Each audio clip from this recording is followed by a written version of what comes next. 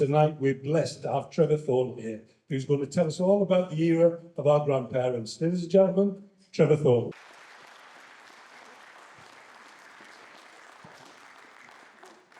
Can everybody hear at the back? Yeah, sound good? Thanks very much for turning out. Today's talk is Sunderland in the Roaring Twenties and troubled 30s, or between the wars, if you wish. The problem for Sunderland, really, though, during this period, there was more trouble than there was anything else, as we'll see when we go through the talk. When we think about the 1920s, 30s, we kind of think of the very, very different fashions, the Art Deco designs, like in the local cinemas, and hunger march. At the end of the First World War, Sunderland would have been a very drab place. Everything had gone into the war effort. Paint was peeling off walls. There was a great deal of work to be done. And as you walked around the town, you'd have seen people without limbs or without arms, and even worse, those suffering from mental strain. We didn't know about post-traumatic stress in those days, but it was there and evident to be seen as you walked around the town centre. The Echo commented at the time and said there's going to be years of work on mental cases at the Riot Hospital as due to the war. This is Riot Hospital at the time, and you can see the beds really crowded because there was so much to do. Strange enough, between them, people came back with armaments, with bits and pieces, with guns and all sorts of knives and things, but it wasn't a particularly lawless period during the between the wars. But this effect, the mental effect that it had on people, had its real, that's just its effect. In 1921, one particular chap called John New, he'd been in and out of the army a couple of times. He lost his job. His girlfriend had finished with him that day, and he was in the Havelock Cafe just above the cinema. And he took out a Browning automatic and put it to his ear and shot himself. He'd already taken a fatal dose of laudanum, so he was going to be absolutely certain what was going to happen to him. And in his paybook, his army paybook, he wrote, "With apologies to the manager." So this is just one event, of several that would have taken place at that time. The main industry during the period is, of course, shipbuilding. At the end of the First World War, there are 16 shipyards operating. There was some worry in Sunderland because in 1919, the Doxford family announced that they were actually going to sell out. And people were wondering, the biggest yard on the river, what was going to happen to it. It was bought by the Northumberland Shipping Company, and really, not a lot changed. This is the Doxford yard here, which there's a couple of ships, and several actually on the stocks to the side there. This is Pickersgills on the other side with the ship that's there. So work really just continued. In 1921, Oxford had put a lot of research into a new engine, and this was really the start of a big engine business for Doxford and the town. Initially, the wartime fleet had been depleted by U-boats, so there was a lot of work for the yards, replacing the ships that had been destroyed. But by the middle of the 1920s, that work was starting to dry up. What the owners did, they tried to reduce the men's wages to get orders. Of course, the mistrust on both sides, the men not believing that was the case, the owners trying to see it through. And it ended up as a 6-month strike by the joiners, and that had a real effect on the work in the town. And things really just got worse. This is Doxford's in 1925, the aerial view that you could see earlier on. And you can see there's absolutely no ships being built at that point. This is a rare launch. We know it's from this period because you can see all the distinctive fashions, the ladies there in their cloche hats and fur coat. The government eventually did something about it. They formed the National Shipbuilders Security Company. And the idea was that if owners of the yards wanted to get out of shipbuilding, they could close it down and the whole yard would be scrapped. 4 of the companies in the town took that option. Gray's was probably the most up-to-date shipyard at the time. And that was another real problem that the yards had. In the Edwardian period, they were bashing away. The owners were making vast amounts of money, and there wasn't a lot of reinvestment into the yards. They were pretty old-fashioned compared to some of the others. But Osborne and Graham, Robert Thompson, the Sunderland Swan Hunter, they all disappeared as a result of this government action.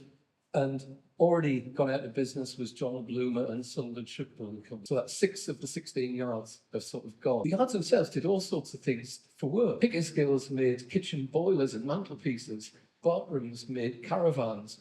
And they all were involved in ship breaking for running down, pulling old ships down and getting the best they could out of them. By 1933, it was really bad. There was unused ships right up the river to Hill. Young boys were paid £1 a day to file the rust off the ships to try and keep them sort of serviceable. But this really is the worldwide recession that's hit. The yards tried to do some things to sort of get some interest. Shaw Brothers were always a very innovative yard, and they designed the Arquia, which had a different hull, used less fuel, and it did get some orders, but it wasn't the right times for it. And of course, things like this, people hanging around, no work, were just very, very common during this whole period. Another government assistance, in 1934, they brought the scrap and build scheme, and this is a ship called the Sfoller. I tell you, it's quite like a modern ship, really, isn't it? And what could happen? The owner of ships could scrap two, and the government would help them to buy one, and that actually got some of the work going in the yards as we move towards the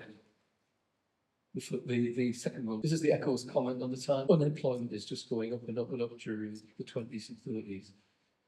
Just a little statistic here. 1923, there's 14,000 unemployed out of 150,000 people. Now, the working population of men says 60,000. So, you can see what a large proportion that was. It got worse by 1925, it's 19,000 out of 150. And then 1930, actually precise figures, 29,071 out of 190,000. Now, the reason for the increase in the population, we'll have a look at later. During the 1930s, it's estimated that the actual population of the town went down by about 7,000 people as people moved south for work. And in 1931, the dreaded means test came in. This was a system by which the whole income of the house was taken into consideration. So if you had working daughters, sons, daughters, whatever, their income came into the pot and benefits were reduced accordingly. Of course, this meant a sort of falling out in the family because the children wanted their own money, wanted to set up their own houses, wanted a life. But if they took any of that money out, there just wasn't enough in the family pot. And the testing of this by the National Assistance people, one family were moving house and taking their furniture through the streets. They were accused of being in business selling firewood and their benefits were stopped. Another chap remembers going in for his weekly interview and writing on his sleeve where he was on Monday, Tuesday, Wednesday, because they would ask him, where were you looking for work on Monday? Then go on and on and on, talk about something else, and then come back and ask you where you were on Monday again. And if you couldn't give the same answer, you lost your benefit. Give you an idea of unemployment benefit, 1923 shillings, when the average wage at that time was 55 shillings, but someone's rent would be between 5 and 10 shillings. So you can see out of the 23 shillings, there isn't a lot left. And the poverty that we sort of read about from that period, you can see why that took place. This is a cartoon from the time, Silver Jubilee. This is the royal family. No means test for these unemployed people. In 1921, this chap, James Lennon, was going to come and talk to the workers. They used to meet on West Park, where the old Civic Centre was. He was a left-winger and he was going to come and talk to the men. Where they met, because they had nothing to do, so they would meet on West Park and talk about events. As it happened, he'd gone to the National Assistance Office in Church Street because the benefits that were paid were all paid by voucher. You had to then pay your rent. You needed cash to pay your rent, so you either had to give the landlord more than out of your benefit money, just to sort of get by. So he went to the National Insurance Office to discuss that, and that actually managed to sort of get them to change that. But the men got fed up and started to walk down towards the town centre. Another group had been meeting in sort of the Hendon area, and they came down Toward Road, and they sort of converged in Fawcett Street, where they were met by the police. And there was a full-scale riot. There was a mounted charge by the police. Vehicles were sort of turned over, including a lemonade lorry. I'm sure they're all a bit disappointed to find out it was lemonade. Subscribe to our channel and we'll let you know when there's a new video to watch. The subscribe button is below the video next to the like, share and comment icons. To watch another video, just click on one of the pictures above the arrows now.